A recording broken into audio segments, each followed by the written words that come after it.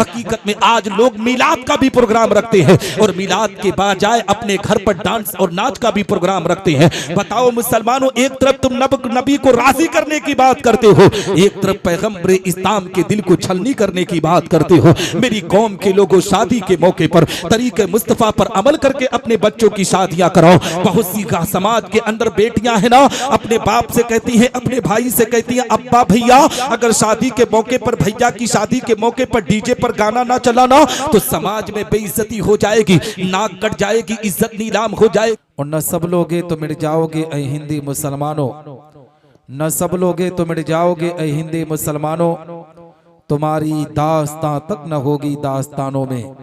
हजरात मोहतरम, आज हम और आप इस जश्न ईद मिलादुन नबी सल्लल्लाहु ताला अलैहि वसल्लम के प्यारे प्रोग्राम में शिरकत की सआदत हासिल कर रहे हैं।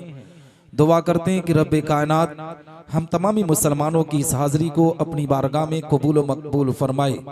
हम तमामी मुसलमानों को हक बोलने, हक सुनने और हक पर अमल करने की तौफीक रफीक अता फरमाए। हम तमामी मुसलमानों को आपस में एक बनाए, नेक बनाए, इहदिन सिरातल मुस्तकीम पर चलने की तौफीक रफीक अता फरमाए। हजरात मोहतरम, आप देख रहे मिंबर नूर पर उलमाए सुन्नत वल जमात का काफिला मौजूद है। मिंबर नूर पर नकीब आज़म हिंदुस्तान, नब्बाज़े कौम मिल्लत हजरत अल्लामा मोहम्मद फैज़ान साहब क़िबला नजमी तशरीफ़ रखते हैं।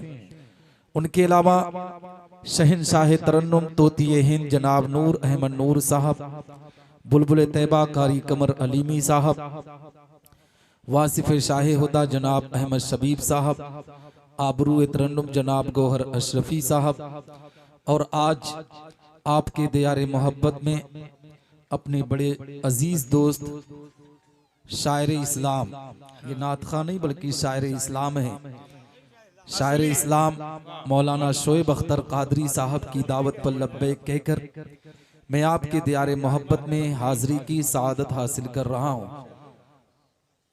थोड़ी देर आप सुन सकते हैं ना, आए, क्योंकि लोगों का मिजाज ज्यादा नाच सुनने को होता है ना। हाँ, लेकिन फिर भी मैं थोड़ी देर तकरीर कर दे रहा हूँ, उलझन नहीं ना होगी, सुनेंगे ना। हाँ हजरात मुहतरम, आज का ये प्रोग्राम फ़ख्रुल कुर्रा हजरत हाफिज़ कारी मोहम्मद उमर साहब क़िबला निज़ामी के लख्ते जिगर नूरे नज़र की अक़्द मसनून के ताल्लुक से रखा गया है। दुआ करता हूँ कि रब्बे कायनात जिसकी शादी है उन पर अपना खुसूसी फजल फरमाई, करम फरमाए, शादी को खाना आबादी में तब्दील फरमाए। जो बेटी बहू बनकर इस घर में आ रही है, अल्लाह उसके कदम की बरकत से इस घर से बलाओं को दूर फरमा कर रहमत नूर की बारिश अता फरमाए। हजरात मुहतरम, आइए कुछ अर्ज मारूफ से पेशतर हम आप अपनी और सारी कायनात की मरकज़े अकीदत हुजूर रहमतुल लिल आलमीन शफीउल मुज़नबीन रसूल गिरामी वकार हम गरीबों के गमगोसार मदनी सरकार दोनों आलम के मालिक व मुख्तार आकाई करीम सल्लल्लाहु तआला अलैहि वसल्लम की बारगाह पर अनवार में दुरूद सलाम का नजराने अकीदत पेश करें और बाबा से बुलंद पढ़ें। अल्लाहुम्मा सल्ली अला सय्यिदना मौलाना मोहम्मद बारिक वसल्लिम सलातु व सलामन अलैका या रसूल अल्लाह सल्लल्लाहु तआला अलैहि वसल्लम। हजरात मोहतरम, मैं आपको बताऊं, आज का जो प्रोग्राम है ना, प्रोग्राम तो हर कोई बड़ा होता है, लेकिन कोई कोई प्रोग्राम किसी की वजह से बड़ा हो जाता है कि बड़ा नात खां आया था, बड़ा मुकर्रिर आया था, है ना। लेकिन आज के इस प्रोग्राम में जितने भी शोरा खुतबा मदू है ना, उसमें से एक नात खां अगर किसी जलसे में चला जाता है तो लोग कहते हैं बड़ा नात खां आया था। और आज पूरा जखीरा आपके इस मोहल्ले में इकट्ठा है, ठीक है, तो सुनेंगे ना थोड़ी देर सबको, हाँ, क्योंकि ये हकीकत है कि जिक्र रसूल की महफिल हम बार बार नहीं सजा पाते, है ना। हाँ, इंसान चाहकर भी महफिलों का इनकाद नहीं कर पाता, लेकिन आपने देखा होगा इसी दुनिया के अंदर, इसी मुआशरे के अंदर लोग शादी तो करते हैं, लेकिन शादी के मौके पर नबी के मिलाद को छोड़कर आज किस तरीके से गलत रास्तों को अख्तियार किया जाता है।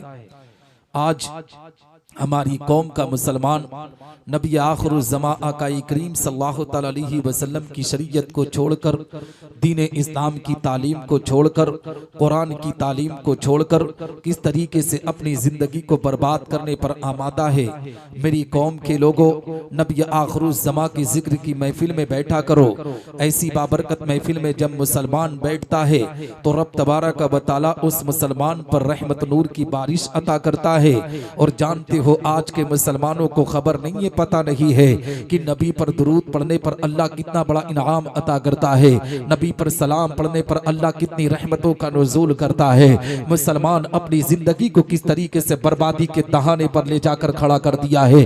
आज कुरान की तालीम से मुसलमान को मतलब नहीं है, दीन इस्लाम की तालीम से मुसलमान को मतलब नहीं है, नबी आखिरुज़्ज़मा की अज़मत से मुसलमान को मतलब नहीं है। आप इसी मोहल्ले के अंदर देख सकते हैं, कारी उमर साहब किबला निज़ामी ने अपने दरवाजे पर उलमा को बुलाकर, शोरा को बुलाकर नबी के मीलाद का प्रोग्राम रखा। इनकी तमन्ना आरज़ू ये थी कि जब पूरा मोहल्ला में मैं नबी के मीलाद का प्रोग्राम रखूंगा, अल्लाह रसूल के जिक्र की महफिल सजाऊंगा, तो पूरे मोहल्ले का मुसलमान इकट्ठा हो जाएगा, जमा हो जाएगा। मगर ए मुसलमानों, अपने कलेजे पर हाथ रखकर मुझे बताओ, क्या पूरे मोहल्ले के मुसलमान इकट्ठा हुए हैं? क्या पूरे मोहल्ले के मुसलमान जमा हुए हैं? तो आप कहेंगे नहीं मुसलमानों, इसलिए कि आज हालात इस तरीके से बद से बदतर हो चुके हैं। नबी के मीलाद के नाम पर मुसलमान नहीं जमा होता है, नबी के जिक्र के नाम पर मुसलमान इकट्ठा नहीं होता है। कारी उमर साहब किबला ने अगर ऐलान किया होता कि घर पे बिरयानी की दावत है, एक की दावत देते तो 4-4 लोग शिरकत करते हुए नजर आते, लेकिन नबी के मीलाद में बैठने के लिए हमारा कलेजा फटने पर आमादा होता है। हकीकत में मुसलमानों, अगर इसी मिंबर को हटा करना, किसी नाच और गाने को हम सजाकर किसी आवारा डांसर को बुलाए होते, तो आज हमारे पूरे मोहल्ले ही की नहीं, पूरे गांव के लोग इकट्ठा होकर अपनी इज्जत का जनाजा निकालने पर आमादा होते, अपने वकार को मजरू करने पर आमादा होते। आज जब मुसलमान तबाही के आलम में मुब्तला है, कहीं ना कहीं मुसलमानों ये हमारी कमियों की बुनियाद पर है। यही वजह है कि रब तबारक व तआला हम पर बला को नाजिल कर रहा है। मेरी कौम के लोगों, अगर जिंदगी के अंदर सुधार पैदा करना चाहते हो तो कुरान की तालीम पर अमल करके, नबी की शरीयत पर चलकर जिंदगी के अरकान को पूरा करो, अल्लाह तुम पर रहमत नूर की बारिश अता कर देगा, है ना।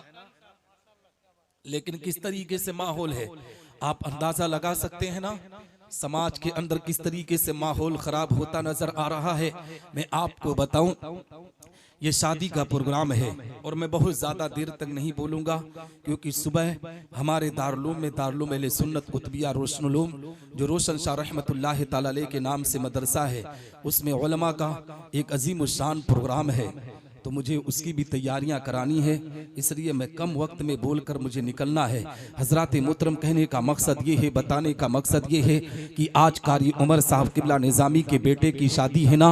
याद रखो मुसलमानों, हर किसी के बेटे या भाई की शादी होती है, शादी होती है, ये किसी और की देन नहीं है, ये किसी और का सदका नहीं है, ये मेरे आका पैगम्बर इस्लाम का सदका है। अगर नबी दुनिया में तशरीफ ना लाते तो रब तबारक व तआला इस दुनिया को वजूद में ना लाता। जब दुनिया को वजूद में ना लाता तो हम इंसान दुनिया में कैसे आते। हकीकत में मुसलमानों, नमाज मिली तो नबी के सदके में, रोजा मिला तो नबी के सदके में, हज की सआदत मिली तो नबी के सदके में, कौली व फेली इबादत मिली तो नबी के सदके में, यहाँ तक कि रब तबारक व तआला ने इस दुनिया को वजूद में लाया है, तुझे मेरे आका पैगम्बर इस्लाम का सदका है। और मैं आपको बताऊं, नबी आखिरुज़्ज़मा का अगर सदका है ना, तो ये शादी भी नबी आखिरुज़्ज़मा का सदका है। और मैं आपको बताऊं, शादी करना सुन्नते रसूल है, शादी करना बासे सवाब है, शादी करना निस्फ़े ईमान को महफूज रखना है। खुद मेरे आका पैगम्बर इस्लाम इरशाद फरमाते हैं, अन निकाह निस्फुल ईमान। मुसलमान जब निकाह के बंधन में बंधता है तो रब तबारक व तआला ए मुसलमानों उसके आधा ईमान की हिफाजत करता है। मगर आज समाज के अंदर किस तरीके से समाज के दुश्मनों ने समाज का कितना नुकसान किया है। आज जिस शादी को हम सुन्नते रसूल मानते हैं, जिस शादी को सवाब वाला मानते हैं, जिस शादी को ईमान की हिफाजत वाला मानते हैं, आज उसी शादी में सुन्नतों का जनाजा निकाला जा रहा है। उसी शादी में आज तरीके मुस्तफा की धज्जियां उड़ाई जा रही है। उसी शादी के मौके पर हम सवाब के बजाय गुनाहों के दलदल में फंसते नजर आ रहे हैं। हकीकत में मुसलमानों, आपने देखा होगा इसी पूरा मोहल्ला के अंदर हमारे घर पर शादी का प्रोग्राम होता है। शादी के मौके पर आपने देखा होगा कि हमारी घर की बहन बेटियां ऐसी ऐसी रस्मों को वजूद में लाती है ना कुरान से उसका ताल्लुक है, ना हदीस से उसका ताल्लुक है, ना किसी बुजुर्ग की किसी किताब से उसका ताल्लुक है। जब हम अपनी बहनों से माओ से सवाल करते, मेरी माँ बहन बेटी ये बता, ये शादी के मौके पर इन गलत रस्मों को क्यों वजूद में ला रही है, तो कहती है निसार अहमद निजामी इतनी भी खबर नहीं है, इतना भी पता नहीं है, ये शादी के मौके पर जिन रस्मों को निभा रहे हैं ना, ये हमारे परदादा किया करते थे, ये हमारे परनाना किया करते थे। मेरी कौम की बेटियों से पूछना चाहिए हो, कौम की बेटियों जो बताओ, तुम परदादा परनाना का वसीला तो ले रही हो, उनकी परंपरा की बात तो कर रही हो, मगर क्या तुमने कभी सोचा है कि तुम्हारे परदादा परनाना अगर किसी रस्म को निभाए थे तो वो तारीकी का जमाना था, वो जहालत का जमाना था, दूर दूर तक कोई आलिम पाया ना जाता था। आलिम ना होने की बुनियाद पर हमारे गांव का जो जाहिल किस्म का सबसे बुरा इंसान होता था ना, जो मसला बयान कर देता था, लोग उसी पर अमल कर लिया करते थे। इसी तरीके से गलत रस्मों का वजूद हमारे समाज के अंदर हुआ। आज उलमा की तादाद हमारी निगाहों के सामने ज्यादा है, तो ये जरूरी नहीं है कि हमारे परदादा ने अगर किसी हराम काम को शादी में किया है तो उसे करो। मुसलमानों, हराम चीजों को तरीके मुस्तफा के अंदर से निकालने की कोशिश करो, शादी से निकालने की कोशिश करो, शादी को सुन्नत रसूल के मुताबिक करो। दावे के साथ कहता हो, जब सुन्नत रसूल के मुताबिक शादी होगी तो रब तबारा का बताला उस शादी में बरकतों का नुज़ूल फरमाएगा। दूल्हा और दुल्हन के दरमियान उल्फत व मोहब्बत होती हुई नजर आए, है ना। नारे तकबीर, नारे रिसालत, नारे रिसालत, है ना। समझ में आ रही बात। लेकिन जानते हो हालात कितने बदतर हो चुके हैं, क्योंकि मैं कड़वी बात कर रहा हूं ना शादी के ताल्लुक से।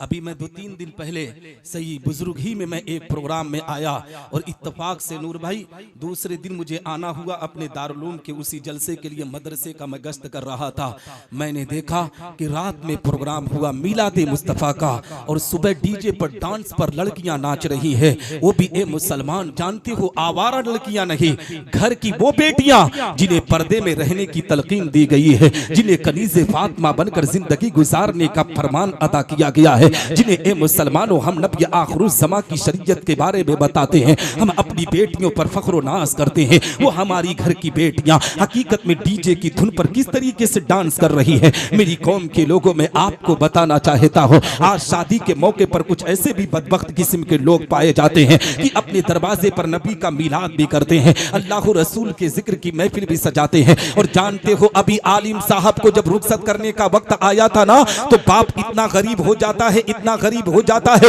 मौलाना जी से कहता हजरत जी बड़ी गुर्बत है, 200 में आप काम चला लेते तो बेहतर होता, मैं कर्ज लेकर बेटे की शादी कर रहा हूँ। और हकीकत में मुसलमानों जैसे ही मौलाना अभी आपके दरवाजे से निकला ही ना था, हकीकत में अभी रास्ता भी क्रॉस ना हुआ है, वही बाप इतना अमीर हो जाता है, इतना पैसे वाला हो जाता है, एक साउंड पर मिलाद करा रहा था, 6 साउंड पर गाने बजाने कराने पर आमादा है। मेरी कौम के लोगों, आप तुम उलमा के सामने झूठ बोल सकते हो, लेकिन एक दिन तुम्हें मैदान महशर में भी खड़ा होना है, एक दिन तुम्हें रब की बारगाह में जवाब देना है। हकीकत में आज लोग मिलाद का भी प्रोग्राम रखते हैं और मिलाद के बजाय अपने घर पर डांस और नाच का भी प्रोग्राम रखते हैं। बताओ मुसलमानों, एक तरफ तुम नबी को राजी करने की बात करते हो, एक तरफ पैगंबर इस्लाम के दिल को छलनी करने की बात करते हो। मेरी कौम के लोगों, शादी के मौके पर तरीके मुस्तफा पर अमल करके अपने बच्चों की शादियां कराओ। बहुत सी समाज के अंदर बेटियां है ना, अपने बाप से कहती है, अपने भाई से कहती है, अब्बा भैया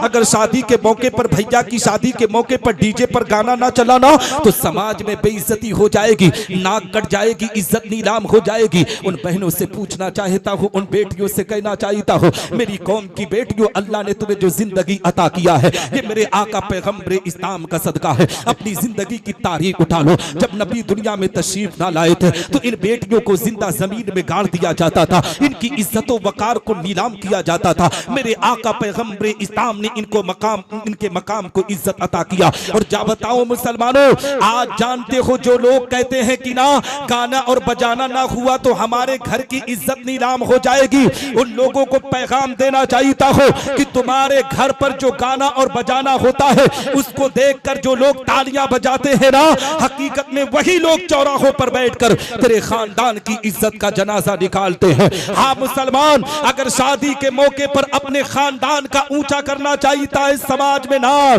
तो सुन, अपने गांव के मदरसे के उन तलबा को बुला जो अल्लाह के कुरान की तिलावत करने वाले हैं, उन तलबा को बुलाकर शादी के मौके पर कुरान की तिलावत की महफिल सजाते। अगर अल्लाह ने और अता किया है तो देख, इस पूरा मोहल्ला में कोई यतीम गरीब बच्चा हो तो उस पर सदका तो खैरात कर दे। अल्लाह ने और अता किया है तो उलमा को बुलाकर अल्लाह और रसूल के जिक्र की महफिल सजा दे। दावे के साथ कहता हो, अल्लाह तेरे खानदान का नाम यहां भी रोशन करेगा और कल मैदान महशर में तेरे नाम को बुलंद व बाला कर देगा। और मैं आपको बताऊं, हकीकत में समाज के उन लोगों को बताना चाहता हूं जो लोग शादी के मौके पर बाकायदा डीजे का इंतखाब करते हैं, बाकायदा गाना और बजाना करते हैं। हकीकत में मुसलमानों, आपने देखा होगा कि जब डीजे पर गाना चलता है ना, तो गांव के शरीफ इंसान कभी हमारे दरवाजे पर नहीं आते हैं। जो गांव का सबसे बिगड़ैल इंसान होता है, बिगड़ैल नौजवान, जिसे आवारा कहा जाता है, हमारी जबान में लाखेरा कहा जाता है, ऐसे नौजवान हमारे दरवाजे पर पहुंचते हैं। उस डीजे की धुन पर अपनी कमर को हिलाकर किस तरीके से नाचते हैं। मेरी कौम के लोगों बताने का मकसद ये है कि हमारी बेटी भी वही मौजूद है, हमारी बहन भी वही मौजूद है, हमारी माँ भी वही मौजूद है। बहन बेटियों के सामने हम गाना चला रहे हैं, बेटियां शर्मसार हो रही है, बहनें शर्मसार हो रही है। लेकिन ए मुसलमान, किसी के सीने पर अपने आप में जू से अपने आप में आमादा नहीं हो रहा है। लेकिन अदर वक्त में ना, हमारे दरवाजे पर गांव मोहल्ले का कोई नौजवान गाना चला देना तो उसे लाठी डंडा से मारकर पुलिस चौकी तक पहुंचाया जाता है कि बहन की इज्जत पर हमला कर रहा था,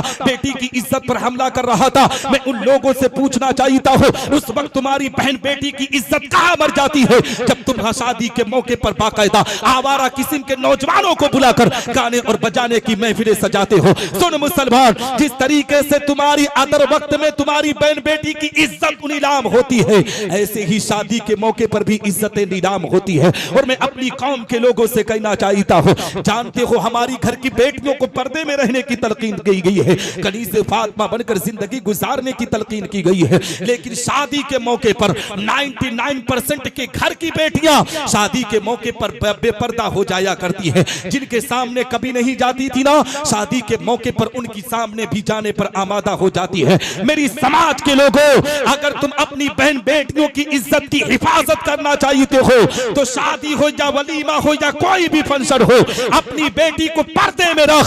जब बेटियां पर्दे में रहती है तो दुनिया औकात में रहा करती है। जब बेटियां बेपर्दे में रहती है तो हमारी इज्जतें समाज में नीलाम हो जाया करती है। अगर अपनी बहन बेटियों की इज्जत की हिफाजत चाहते हो तो बेटी को कनीज़े फातिमा बनकर जिंदगी गुजारने की तलकीन दो। जिस दिन ये बेटियां कनीज़े फातिमा बनकर जिंदगी गुजारेंगे, रब तबारक व तआला उनकी कदम की बरकत से हमारे घर से बलाओं को दूर फरमाकर रहमत नूर की बारिश आता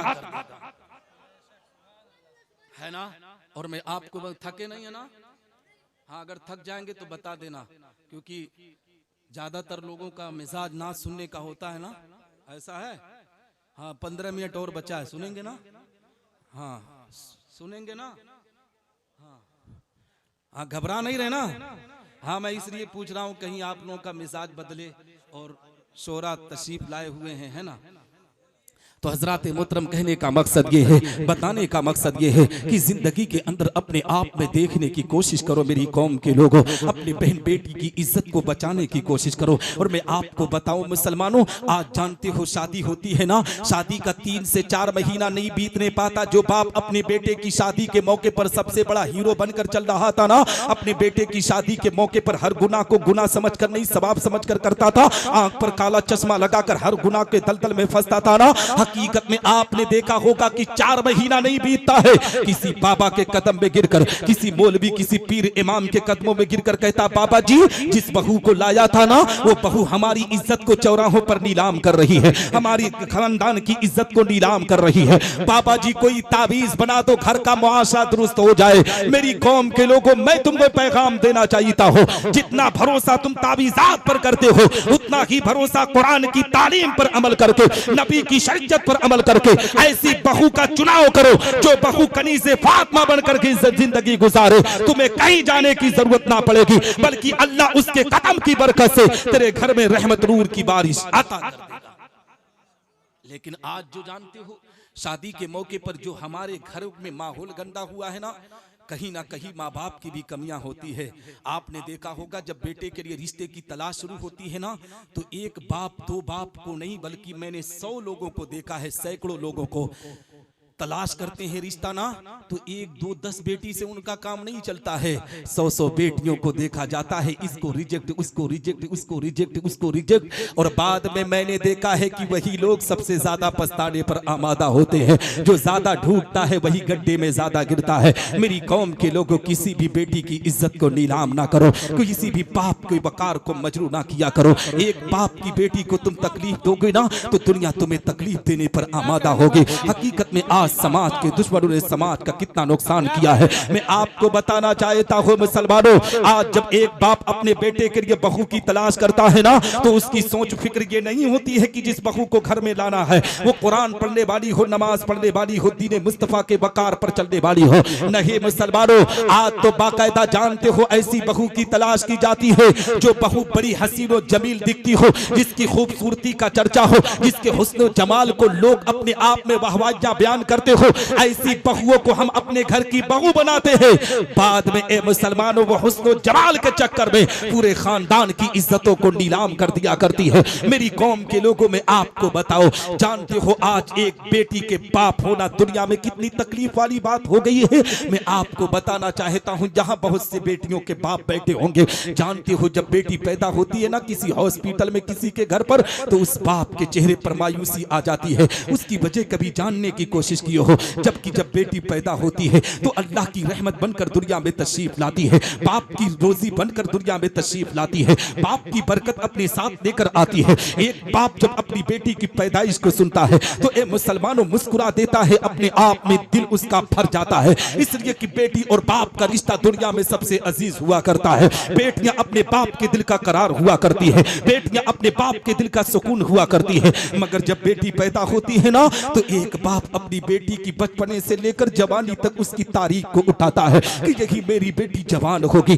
जवानी की दहलीज पर जब कदम रखेगी तो मुझे घाट घाट का पानी पीना पड़ेगा, मुझे अपने आप में दर दर की ठोकरें खानी पड़ेगी। ए मुसलमान, जानते हो एक बाप जमाने की जिल्लत और रुसवाइयों को सामने रखता है कि मेरी बेटी के लिए मुझे कितना जलील और रुसवा किया जाएगा। और मैं आपको बताऊं मुसलमानों, आज समाज के लोगों ने इस तरीके से माहौल को पैदा किया है कि एक बाप की आंख में आंसुओं के कतरात आ जाते हैं बेटी की पैदाइश पर। मैं आपको अपनी निगाहों के सामने का वाकया बयान करना चाहता हूं। रमजानुल मुबारक से ठीक 4 दिन पहले, मैं इसी साल रमजान से पहले, जानते हो मालदा डिस्ट्रिक्ट के अंदर वेस्ट बंगाल में एक जलसे में शिरकत किया था। मैंने 50 से ज्यादा जलसों में इस वाकये को बयान भी कर दिया हो। जानते हो क्यों? इसलिए कि निगाहों के सामने का वाकया है। मालदा डिस्ट्रिक्ट के अंदर वेस्ट बंगाल में मैं तकरीर करने के लिए गया था एक जलसे में। जिस कमरे में मैं आराम कर रहा था ना, जिसका घर था, उसी के घर की जो खातून थी, जो 65-70 साल ज़ईफा थी, जो बूढ़ी थी, अपनी लाठी के सहारे कमरे में आती है। मैं जब एक खातून को देखा, एक बूढ़ी माँ को देखा ना, अपने बिस्तर से उठकर उस माँ का इस्तकबाल करता हो। माँ ने अपने आप में पूछा था, बेटा तुम कहाँ से आए हो? मैंने कहा मैं सरजमीन अमरडोबा से आया हूँ। उस माँ ने कहा था, ये अमरडोबा की जमीन कहाँ पड़ती है? मैंने कहा माँ, उत्तर प्रदेश की जमीन पर एक शहर गोरखपुर है, गोरखपुर के बगल में मेरा कस्बा पड़ता है, मैं उसी कस्बे से ताल्लुक रखता हूँ। उस माँ ने कहा था, बेटा क्या करने के लिए आए हो? मैं अपनी निगाहों के सामने का वाकया मैं आपको बताना चाहता हूँ। ये किसी किताब में तहरीर नहीं है, वाकया जो मेरे सामने का मामला है वो मैं आपको बताना चाहता हूँ कि एक बेटी के वकार को कितना मजरू दुनिया करने पर आमादा है, बेटी की इज्जतों को नीलाम दुनिया करने पर किस तरीके से आमादा है। उस माँ ने कहा था, हजरत जानते हो आप यहाँ क्या करने के लिए आए हो? मैंने कहा दीन इस्लाम की तबलीग करने के लिए आया हो, आज जलसे दस्तारबंदी में बतौर मुकर्रिर खुसूसी तकरीर करने के लिए आया हो। उस माँ ने कहा था, बेटा आज जब तकरीर करना ना, तो जहाँ इल्म की फजीलत बयान करना, वही बेटी की फजीलत को भी बयान करना, बेटी के मकाम पर भी तकरीर करना, बेटियां जिंदगी में कितना अहम है उस पर तकरीर करना। हकीकत में मुसलमानों, मैंने उस माँ की आंख में झांक कर देखा था, आंखों में आंसुओं के कतरात थे। उस माँ ने आंखों में आंसुओं के कतरात को लेकर कहा था, बेटा जब तकरीर करना तो बेटी की फजीलत फजीलत पर करना। मैंने पूछा माँ क्या कोई बात है? उसने कहा हाँ बेटा, अभी आपके आने से 2 दिन पहले का वाकया तुम्हें बयान कर रही हो। जानती हो 2 दिन पहले हमारे घर में क्या हुआ? मेरी बेटी के रिश्ते देखने के लिए कुछ मेहमान आने वाले थे। जैसे पता चला ना कि कल मेहमान आने वाले हैं, मैं अपनी बेटी के साथ कमरे में गई। मेरी बेटी बिस्तर पर तो मेरे साथ सो गई, मगर हजरत जी पूरी रात मेरी बेटी करवटें बदलती रही, आईने के सामने अपने चेहरे को निहारती रही। कभी अपने बाल को देखती थी, कभी चेहरे को देखती थी, कभी आंख को देखती, कभी लिबास को देखती थी। हजरत जी इस तरीके से उसका मामला था, वो अपने आप में इस तरीके से अपने आप में तड़प रहे थे। उसके आंख में आंसुओं के कतरात थे। जैसे ही सुबह का समय नमूदार हुआ ना, उसके बाद जब दूसरा दिन आया है, हमने मेहमानों के लिए खाने का एहतमाम किया, पानी पीने का एहतमाम किया। मेहमान घर पर आए हैं, बेटी को चला कर देके, बेटी को पढ़ा कर देके, बेटी से सवालों जवाब करके देखे, और खाने पीने के बाद घर पर अपने पहुंचकर फोन करके कह रहे हैं कि आपकी बेटी की खूबसूरती माशा अल्लाह है, उसकी सीरतो किरदार माशा अल्लाह है, मगर हमारे बेटे के हिसाब से आपकी बेटी का जो कद है ना वो 4 इंच कम है। अल्लाह अकबर मुसलमानों, किसी बेटी का 4 इंच कम हो जाए, अगर कद कम हो जाए तो हम उसे अपने घर की बहू बनाने के लिए तैयार नहीं है। हम हकीकत में हुस्न और जमाल के पुजारी हो चुके हैं। यही वजह है मुसलमानों कि आज हमारे घर में बरकत नहीं, बल्कि आज शादी के बाद मुकदमों की तारीख देखी जाती है, शादी के बाद हमें कोर्ट कचहरी देखना पड़ता है। मेरी कौम के लोगों, ऐसी बेटी को बहू बनाओ 4 इंच नहीं 6 इंच कद कम हो, लेकिन उसके अंदर सीरत फातिमा होनी चाहिए, कनीज़े फातिमा बनकर जिंदगी के अरकान को पूरा करने वाली होनी चाहिए, कुरान की तालीम पर अमल करने वाली होनी चाहिए, नमाज की पाबंदी करने वाली होनी चाहिए। ऐसी बेटी को जब अपने घर की बहू बनाओगे तो दावे के साथ कहता हूं, अल्लाह उसके कदम की बरकत से तेरे घर से बलाओं को दूर फरमाकर रहमत नूर की बारिश। नारे तकबीर, नारे रिसालत, जश्न ईद मिलादुन नबी, मसलके आला हजरत हजरत अल्लामा कारी निसार अहमद साहिब क़िबला निज़ामी, जिंदाबाद जिंदाबाद जिंदाबाद। हजरात मोहतरम, मैं आपको एक और कड़वी बात बताऊं, सुनेंगे? जिंदाबाद। हाँ, क्योंकि माहौल ऐसा चल रहा है इसलिए बोलना पड़ रहा है।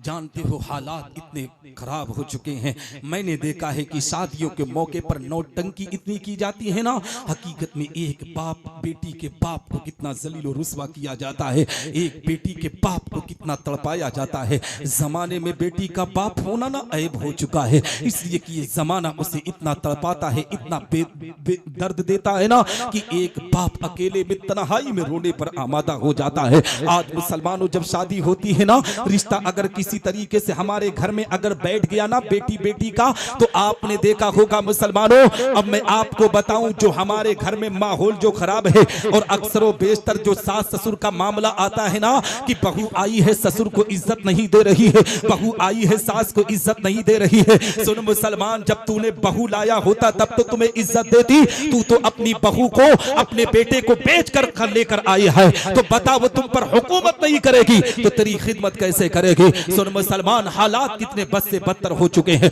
मुआशरा किस तरीके से गंदगी के माहौल में जा चुका है। आज बाकायदा आपने देखा होगा हकीकत में शादी के मौके पर ए मुसलमानों इस तरीके से जब दिन मांगने की रस्म होती है ना, तो मैं अपनी जबान में कहता हूं वो दिन मांगने की रस्म नहीं होती है, वो जहेज को फिक्स करने का वक्त होता है, एक बाप की इज्जत को नीलाम करने का वक्त होता है। और जानते हो मुसलमानों, जब दिन मांगने की रस्म होती है ना, तो दूल्हे का बाप कहता है कि मैं आपके दरवाजे पर 5 से मेरा काम नहीं चलेगा, 25 लोग आएंगे, 30 लोग आएंगे। फैशन लोग बना लिए हैं दिन मांगने की रस्म को, 25-25, 30-30 लोग लड़की के दरवाजे पर जाते हैं। बाप कहता है फला छूट जाएगा ना नाराज हो जाएगा, फला रिश्तेदार छूट जाएगा नाराज हो जाएगा। मुसलमान सुन, जिनके बारे में तू सोचता है ना कि फला छूट जाएगा नाराज हो जाएगा, कभी हॉस्पिटल में एडमिट होकर देख तुझसे कितनी मोहब्बत करने वाले लोग मौजूद हैं। कोई तुझसे मोहब्बत करने वाला नहीं है। हकीकत में अगर तुमसे सबसे ज्यादा मोहब्बत करने वाला कोई है तो तेरी औलाद तेरे घर में मौजूद है, तेरा भाई तेरे घर में मौजूद है।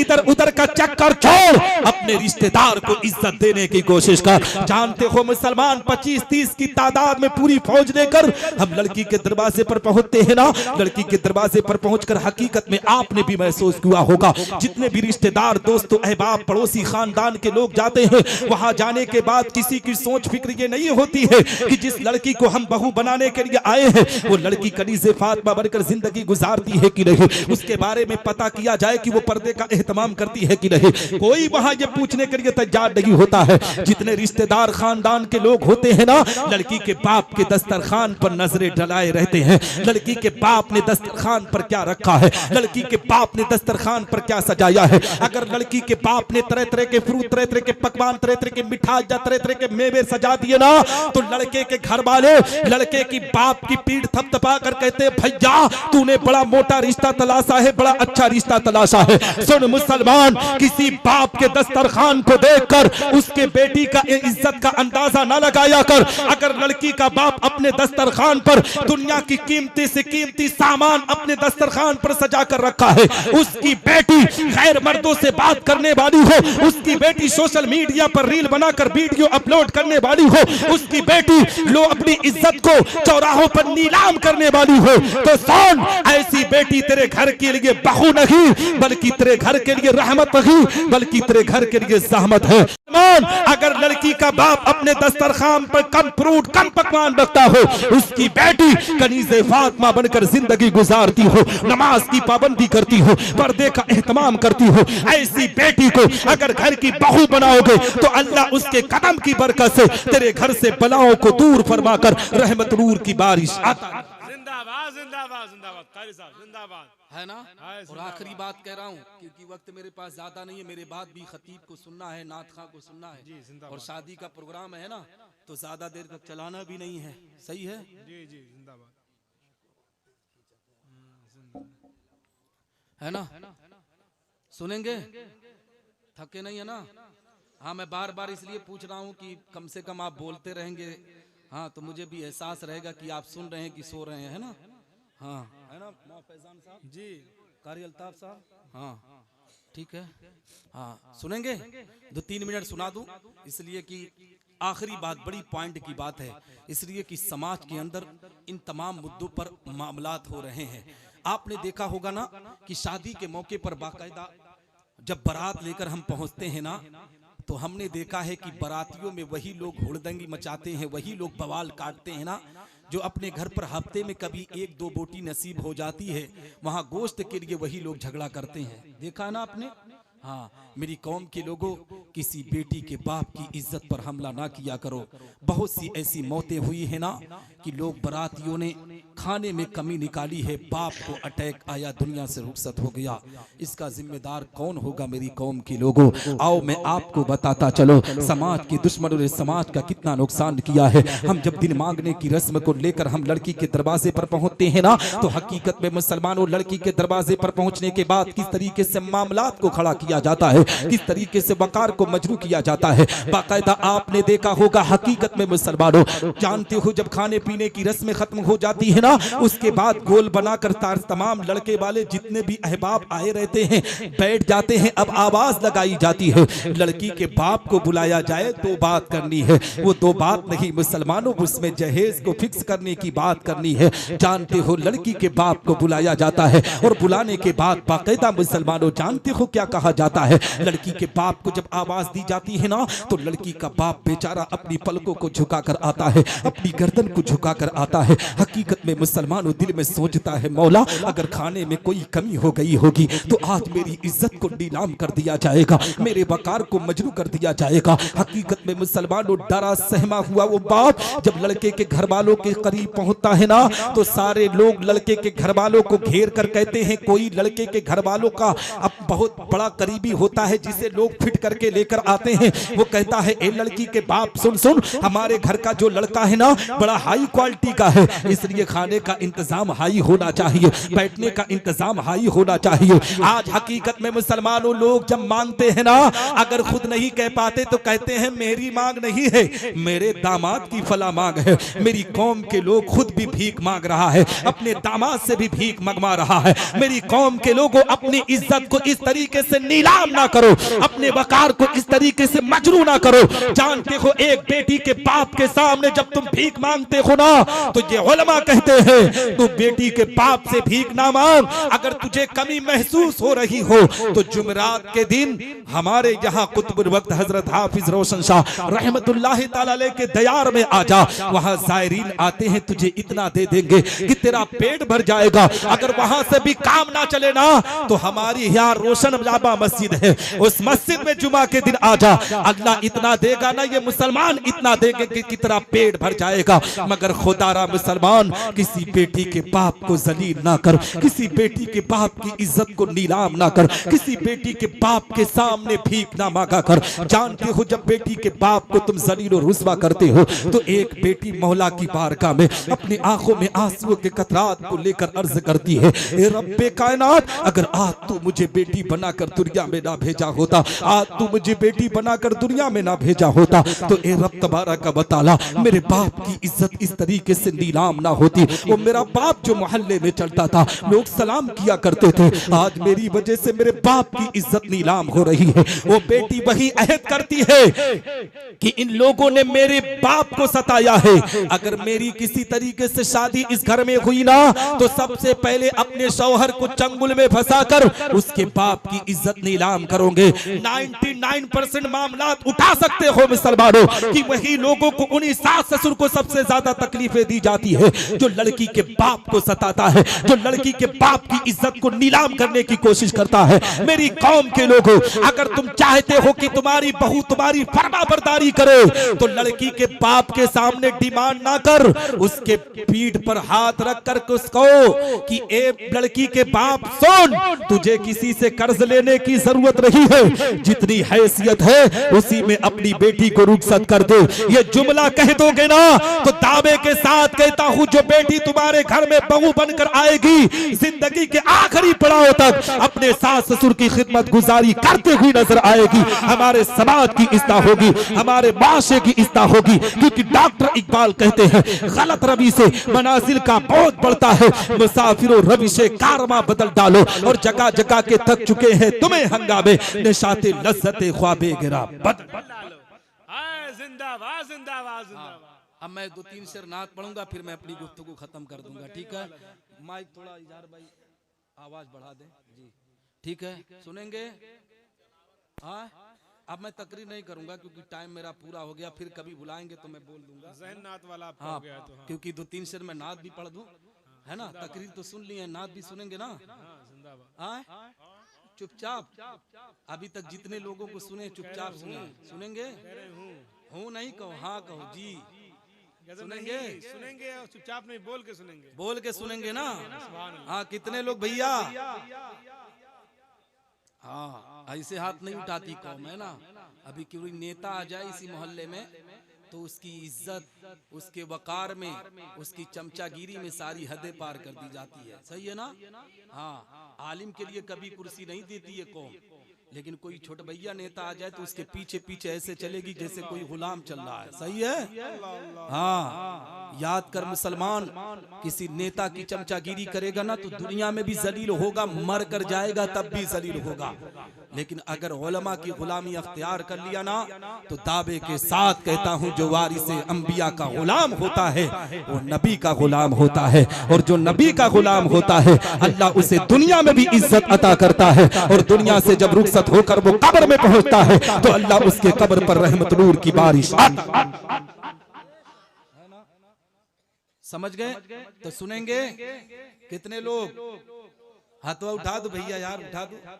हाँ, अब पता चला कि हाँ सब सुनेंगे। कह दे मचल कर सुभान अल्लाह। फैजान साहब, हाँ बेस बंद कर दीजिए। तेरा मेरा रिश्ता क्या ला इलाहा इल्लल्लाह, ईमानी जज्बा बोला ला इलाहा इल्लल्लाह। लेकिन ये बताओ यार, छुट्टा लेके आए हो? नहीं लाए हैं? स्कैनर है कारी साहब? अच्छा, कह दे मचल कर सुभान अल्लाह। तेरा तेरा मेरा रिश्ता क्या, ला इलाहा इल्लल्लाह ईमानी जज्बा बोला, ला इलाहा इल्लल्लाह। दीन नबी की बात करो, दीप फिदा ये जात करो, दीन नबी की बात करो, दीप फिदा ये जात करो। दिल के लिए ये अच्छा है, जिक्र नबी दिन रात करो, दीन नबी की बात करो, दीप फिदा ये जात करो। दिल के लिए ये अच्छा है, जिक्र नबी दिन रात करो। दीन हमारा सच्चा है, कुर्बा बच्चा बच्चा है, दीन हमारा सच्चा है, कुर्बा बच्चा बच्चा है। जान से बढ़कर है कलमा, ला इलाहा इल्लल्लाह। तेरा मेरा रिश्ता क्या, ला इलाहा इल्लल्लाह ईमानी जज्बा बोला, ला इलाहा इल्लल्लाह। जिंदाबाद जिंदाबाद कारी साहब, ला इलाहा। अच्छा लग रहा है भैया, पढ़ लेता हूँ ना। बहुत अच्छा। ऐसा नहीं है कि नहीं पढ़ पाता यार, पढ़ता हूँ। यहाँ क्या मैं पूरे इंडिया के हर जलसे में जहाँ भी जाता हूँ पढ़ता हूँ, ठीक है। हाँ तो कहे मचल कर सुभान अल्लाह, सुनेंगे ना। हाँ तो एक बार तो और कही तो आहिस्ता कहना सुभान अल्लाह।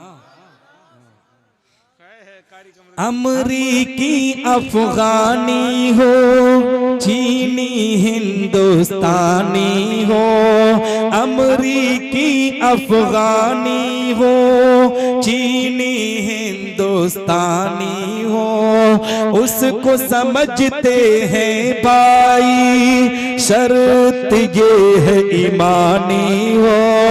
अमरीकी अफगानी हो, चीनी हिंदुस्तानी हो, उसको समझते हैं भाई, शर्त ये है ईमानी हो।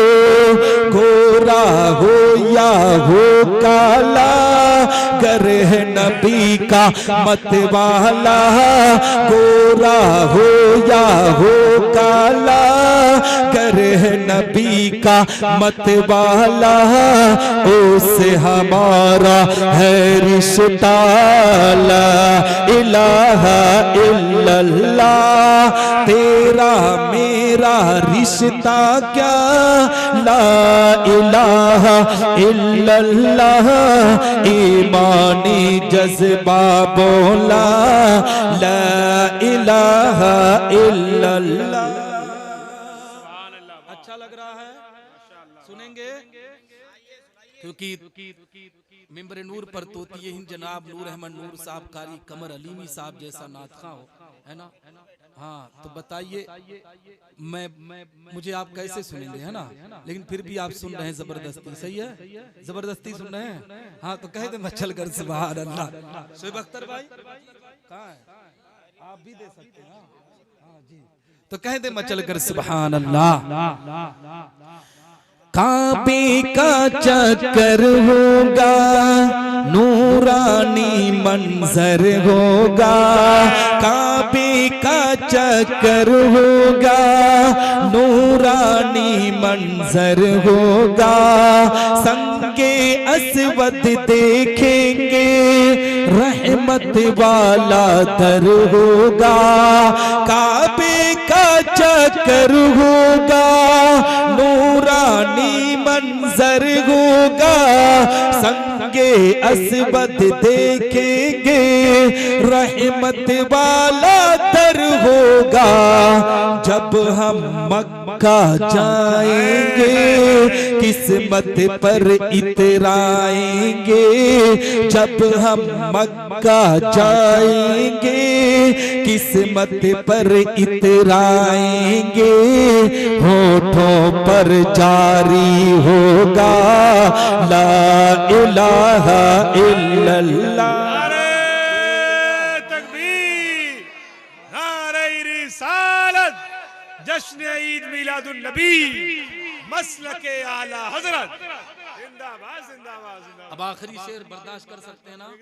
हाँ, और इंशाअल्लाह जी नौजवान मैं ये शेर जहाँ भी पढ़ता हूँ ना नौजवान उछल जाता है, क्योंकि शेर ही ऐसा है कि अकीदे से लगा हुआ है, हमारी कौम से लगा हुआ है। कहे मचल कर सुभान अल्लाह। हमसे अगर टकराओगे मिट्टी में मिल जाओगे, हमसे अगर टकराओगे मिट्टी में मिल जाओगे, हम हैं उमर के शैताई सोच समझ कर आओगे, हमसे अगर टकराओगे मिट्टी में मिल जाओगे, हम हैं उमर के शैताई सोच समझ कर आओगे, हम जिसे टकराते हैं उसको धूल चटाते हैं, हम जिसे टकराते हैं उसको धूल चटाते हैं, अपना मुहाफिज है अल्लाह ला इलाहा इल्लल्लाह, तेरा मेरा रिश्ता क्या ला इलाहा इल्लल्लाह, ईमानी जज्बा बोला ला इलाहा इल्लल्लाह। अब यहीं पर मैं अपनी गुफ्तगू और नात दोनों खत्म करता हूँ, फिर कभी मौका मिला तो आपके दयारे मोहब्बत में हाजिरी होगी।